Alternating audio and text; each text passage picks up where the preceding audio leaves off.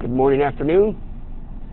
We're now going to talk about section 6.4, and the topic here is adding and subtracting polynomials. Now, we've seen from our previous practice assignments that polynomials are interesting expressions that describe things like the height of a projectile object, like a rocket being launched.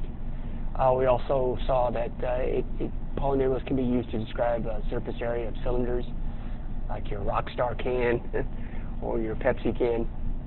And then polynomials can be used to describe things such as the distance needed to stop a car traveling at a certain speed. So polynomials are very important in describing certain things, and with those descriptions, sometimes we need to subtract and add those expressions, right, to describe other types of situations. And so that's what we're doing in this lesson. We're going to be adding and subtracting polynomials.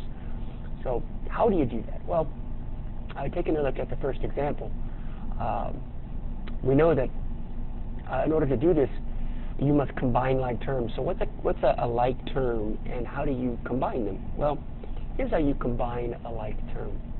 Like terms are terms that have the same variable as well as the same power. So if I look at the first polynomial here, it's been written here horizontally. Okay, then I'm going to look at the second polynomial here. It's also written horizontally. But you'll notice that they've been stacked one on top of each other. This is called the vertical method, where you align your polynomials vertically. And then you want to identify your like terms. Again, like terms have the same variable, also same exponent or power. And so x to the third is unique. There is no x to the third in the second polynomial. And so that term is alone, and there's nothing that's aligned with it vertically. We look at the second term. So we've checked this one out. Look at the second term, 12x squared. 12x squared and 5x squared are like terms because they both have an x squared in each. And so they are vertically aligned. You see that?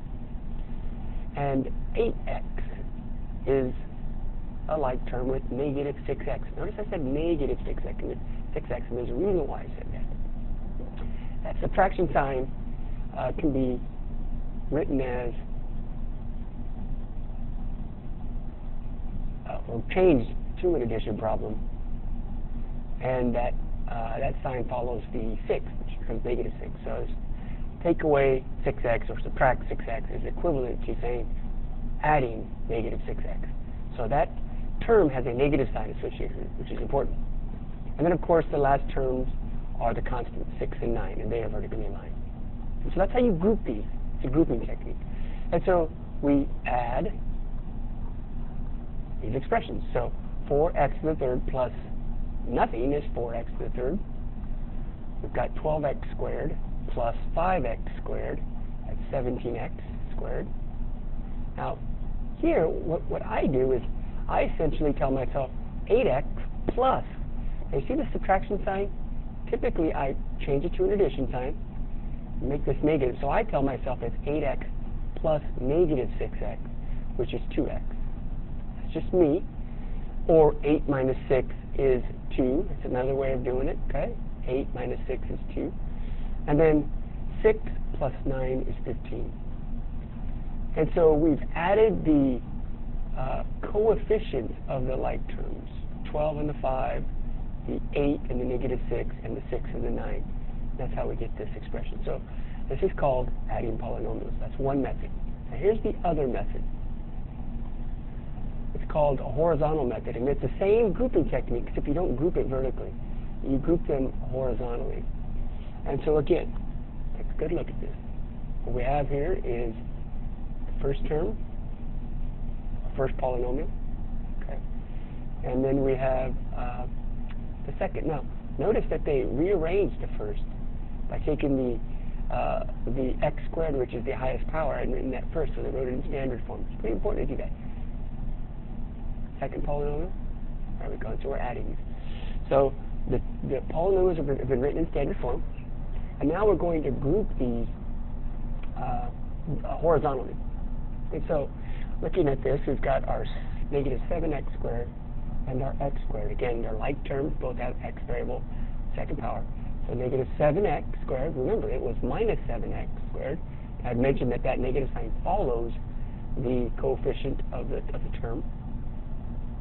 So we combine these by grouping. See that? Grouping them together. Looking at the next one would be the x and the negative 2x. So positive 2x, there it is, 2x. It says minus 2x, so again they've written it as minus 2x. Again, that can be written as either minus 2x or plus negative 2x. And then finally, we have our constant here. It's the only one. So we've grouped it. We've grouped the x squared terms, the x terms, of course the constant. So a negative 7x plus 1x squared. Negative 7x squared plus 1x squared. Well, negative 7 plus 1 is negative 6. 2x minus 2x is 0x plus 5. That's nice. These cancel. See that? And our final answer is negative 6x squared plus 5.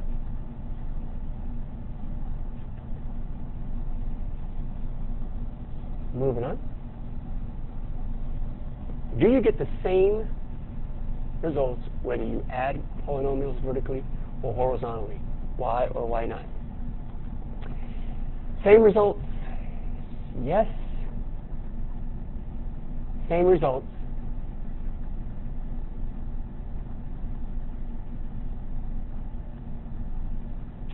Since we are grouping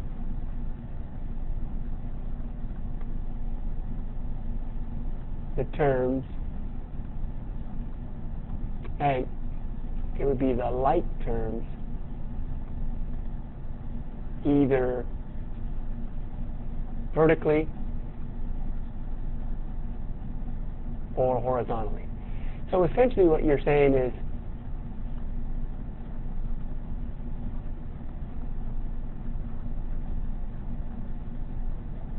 that you can group terms any way you want, as long as they're like terms, and you combine them. Group them vertically or horizontally. Now let's take a quick peek at what I mean by that. Vertical group, horizontal grouping, x squared, right? Or this vertical grouping, x squared, see it, x. So regardless of how you group them, as long as you group them by like terms and do the operations of addition, then you're fine. The answer will be the same. Is the sum of two polynomials always another polynomial? Now, look at the answer key here, and then the answer key says yes, but that's not necessarily true because you can get a constant which is not a polynomial. Unless you consider a constant a polynomial. Some definitions do, but I would say no, and here's why. And typically, yes, if you add or subtract polynomials, like in the previous example, you get another polynomial, see it? You've added these polynomials, got another polynomial. But what if I added two polynomials where you end up just with a constant? Then the answer would be no. So I would say something like this, no. Here's an example.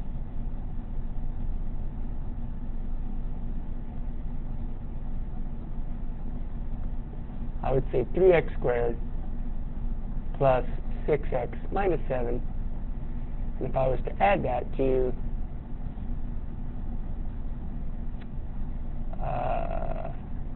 negative 3x squared minus 6x plus 2. Now by grouping, I'm not going to show all the work, but by grouping, oops, and I forgot the squared here, vertically or horizontally, your negative and positive 3x squared will reduce each other, and so will your 6x and negative 6x. Again, those will reduce each other to 0, and so these would cancel each other, and negative 7 plus positive 2 equals 5, which is a constant, right? And so I would say a constant is not a polynomial.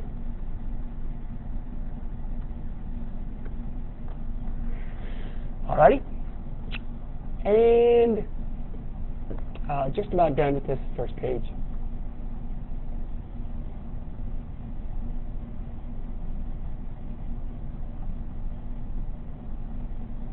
The last example is here at the down low here at the bottom, and it says that, hey, is the sum of two polynomials of degree 5 always a polynomial of degree 5?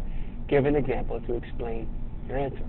So again, we're using these words, trying to visualize what this means. So a polynomial of degree 5 means that your highest exponent would be 5. And so let's see if I can come up with an example that says that if I add two polynomials of degree 5, that the sum of those would also be degree 5. So let's see.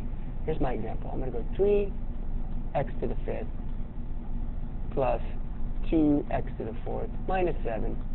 I'm going to add that to, now here's the trick. I'm going to remove the degree of 5 by adding the direct opposite, negative 3x to the 5th plus 2x to the 4th, and I'll call this plus 2. Now, you're going to notice that when I add these up by grouping, and again, I'm just going to show you visually what this grouping looks like, 3x to the 5th, negative 3x to the 5th, summing those together, they cancel each other, right? And then, of course, summing these two terms together, 2x to the 4th, 2x to the 4th gives me 4x to the 4th, and then finally negative 7 plus 2 gives me negative 5.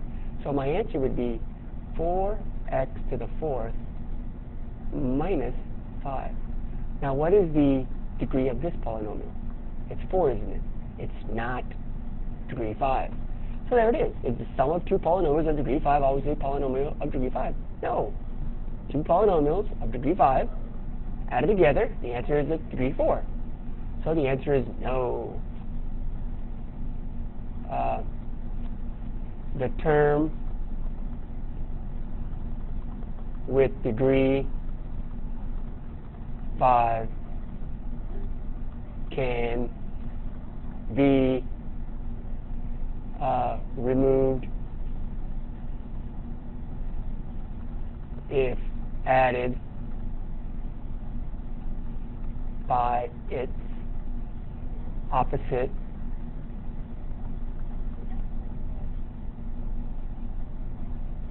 There you go. And that's what I did. So great job, guys. Hey, we'll do this some more. Ask questions, please. And remember, study hard and learn a lot.